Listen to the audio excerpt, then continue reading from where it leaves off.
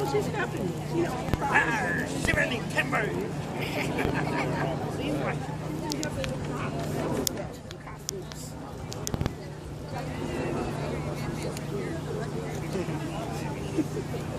Hey, hey, I'll give you a shove down the hill.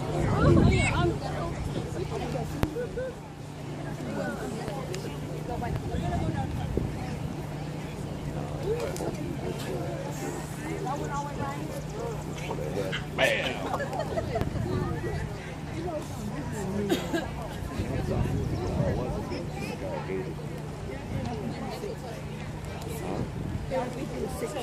Yeah, right. You think I didn't like you. But I love you. Yes. You had to bring it up? Yep. You're number one, right? Yep, and you're number 2. Or you're number 3. I think there's only 2. I know. So I can be number 3. You can do it. Then you can read it off. Nice hat. Yeah, I have to, I haven't read through it yet. No, neither Kids have are I. getting ready for it. But yeah, we're supposed to see. Reading it. Pretend like you know. Oh, see, that's too much pressure. Me too. But you can't print it out at work, right? Oh, I printed it out at home. What happened with the dear. dog? Dog was walking by, and then the dog laying down over there went berserk. The dog was not happy. Nope. And the baby is gone.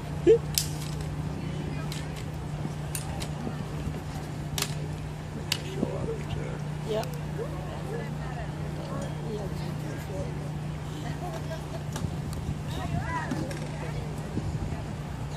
It's funny if you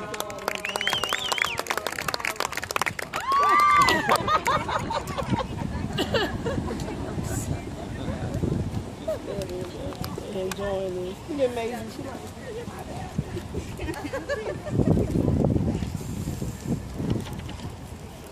Rachel!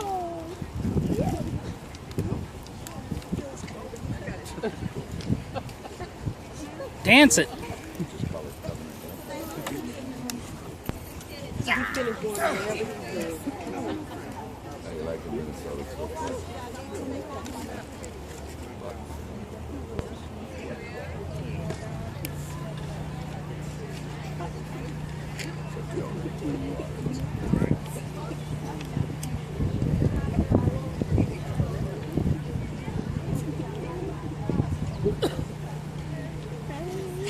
Hello. Yay!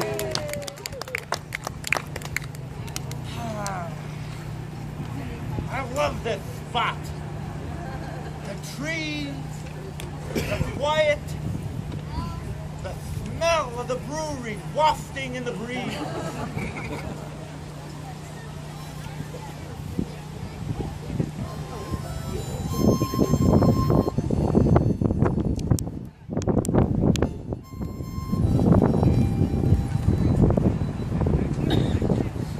It is peaceful though. It's eerie. Hidden away from the view of the city up there. If you look around real close, you'll find clues to a little shanty town of Svenska Dalen. Whispers of lives lived 100 years ago. This is how it started though.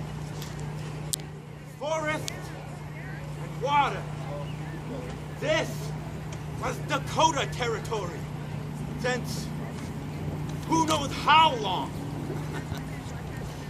Thousands of years, hunters and gatherers in this place, wild, rich, vibrant with life.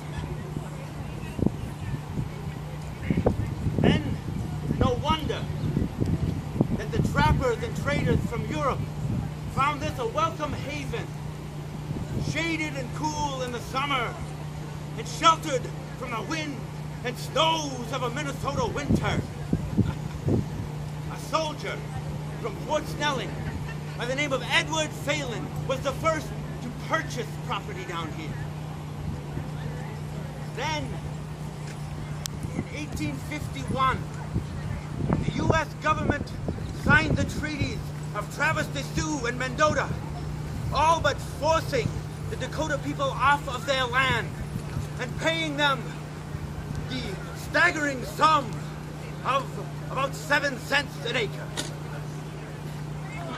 This opened the way for settlers and homesteaders who, for $1.50 an acre, could own a piece of Minnesota wilderness and build their little house on the prairie.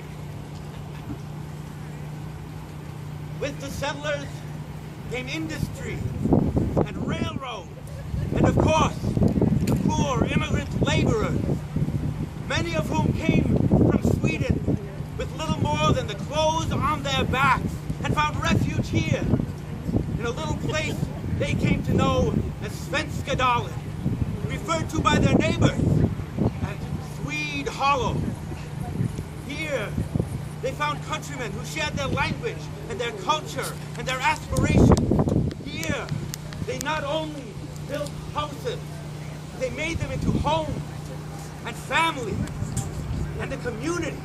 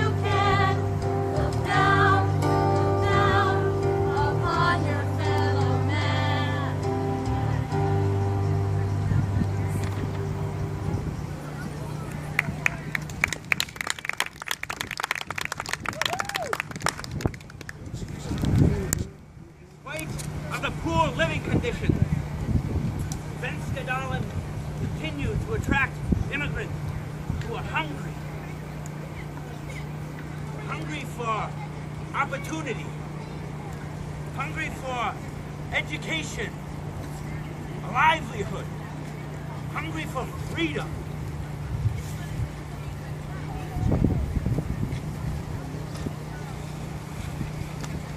Some of them moved into the shacks that were already here and began to add on.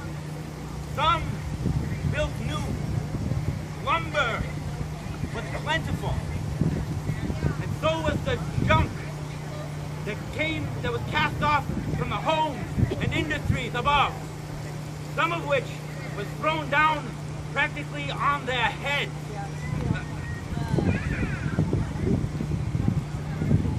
They planted their gardens. They were able to scavenge food and other necessities from the railroad that ran right past their doors, from the brewery that was being built next door, from the stockyard. The settlers were very resourceful. It was a cheap place to live until you could afford to move out. Still, there was no electricity, there was no plumbing, and no choice but to use the creek that flowed through here as a sewer. The people built outhouses on stilts right over the water, which made them the perfect target for a well-taught boulder.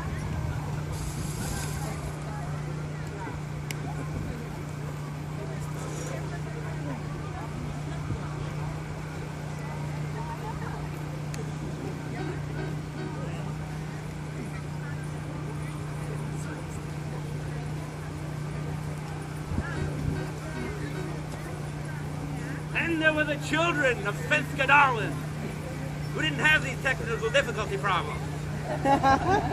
The children who grew up here considered it a great place to grow up poor, with a lively community with plenty to do, whether they were gathering colored sand to sell for pennies from underneath the brewery, or whether they were waiting for fresh bread right out of the outdoor ovens, or they were hopping the trains for a ride up to Lake Phelan, or laying a trap for the milkman to earn a free treat.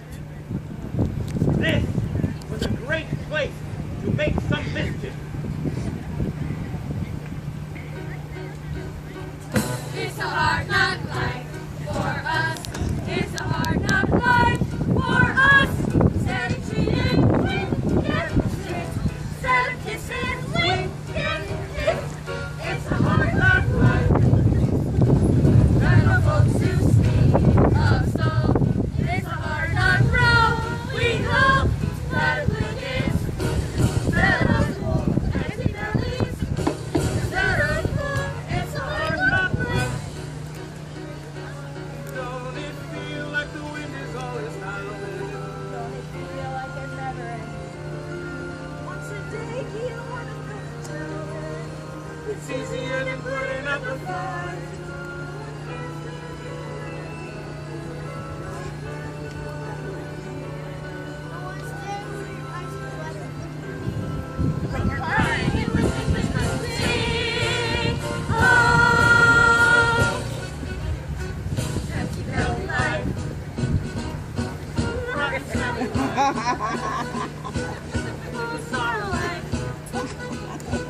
No tomorrow life.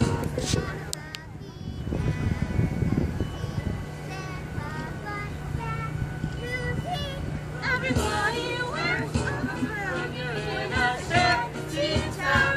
It's a hard knock life.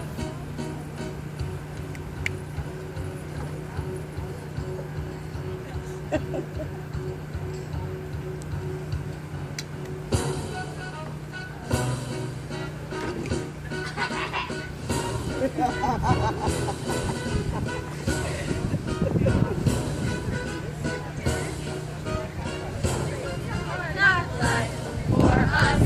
It's a hard knock life for us. Everybody wears a crown.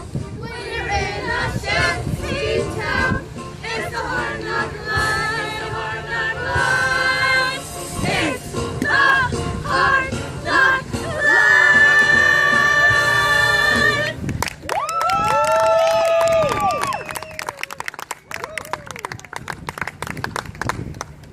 Okay, so it could get a little bit rough.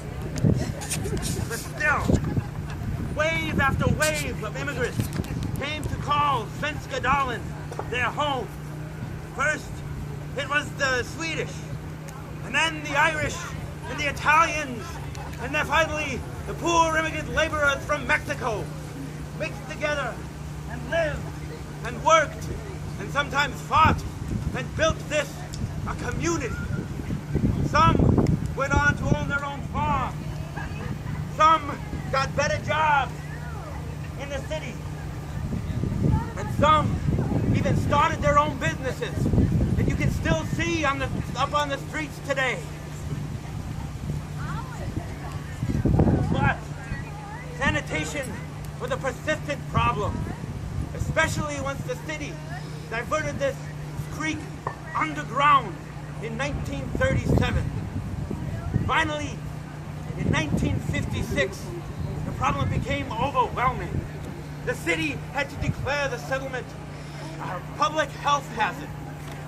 And in 1956, the families that were still living in Swede Hollow, mostly Mexican American, were forced to leave their homes And in December of 1956, 16 families still living in the Hollow were evicted.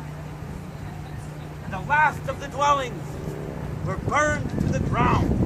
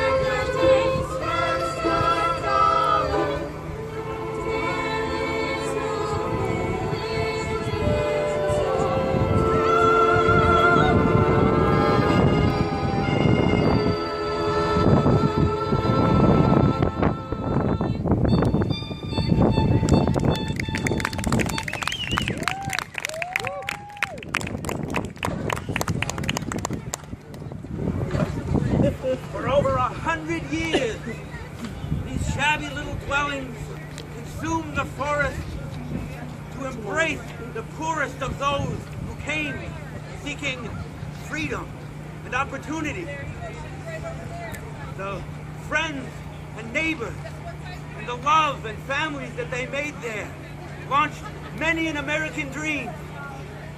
Now, once again, nature embraces the last remnants of the settlement to create a refuge for the spirit of a community and inspiration for the future.